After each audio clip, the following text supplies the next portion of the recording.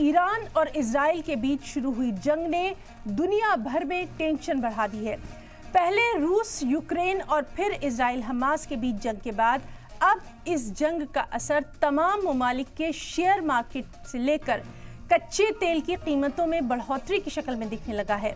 खदशा जाहिर किया जा रहा है कि अगर दोनों मुल्क तनाव और जंग लंबी चलती है तो फिर ग्लोबल सप्लाई चेन पर इसका असर पड़ सकता है। इससे तमाम ममालिक मुतासिर हो सकते हैं।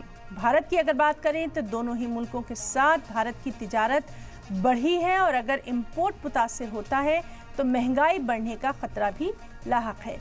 दरअसल मिडिल ईस्ट से कच्चे तेल का इंपोर्ट दुनिया भर में होता है। खासतौर पर भारत पर अगर नजर डालें तो मुल्क दुनिया में कच्चे तेल का तीसरा सबसे बड़ा कंज्यूमर है और अपनी 85% से ज़्यादा ज़रूरतों को पूरा करने के लिए इंपोर्ट पर ही मुनहसर है। भारत अपनी ज़रूरत के कच्चे तेल का एक हिस्सा ईरान से भी लेता है। हालांकि ईरान से होने वाले क्रूड ऑयल के इंपोर्ट में गिरावट देखने को मिल रही है, लेकिन फिर भी सप्लाई में अगर रुकावट हुई तो मुल्क में पेट्रोल डीजल की कीमतों पर असर देखने को मिल सकता है।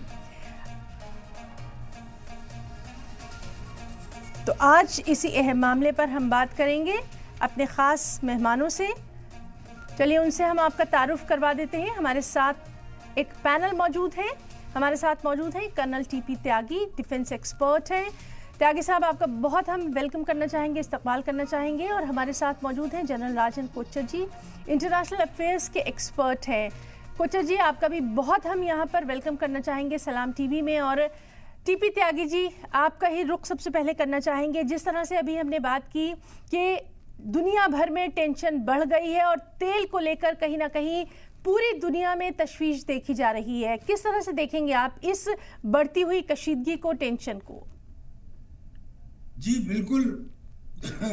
दुनिया में पहले तो अन्न के ऊपर टेंशन बढ़ी जब यूक्रेन और रशिया में युद्ध प्रारंभ हुआ, और अब पिछले एक साल से जब से इजराइल और ईरान में युद्ध इजराइल में चल रहा है, तब से अब ये टेंशन और ज्यादा बढ़ती हुई इसलिए नजर आ रही है कि उस ईरान के, जिसे हम ऑक्टोपस कहते हैं, जिसकी एक ऑक्टोपस से भी ज्यादा आतंकी ऑर्गेनाइजेशन है, यानी कि हमास, हिजबुल्लाह, हुती, और इराक में उसके 5 ऐसे संगठन है, सीरिया में ऐसे 4 संगठन है।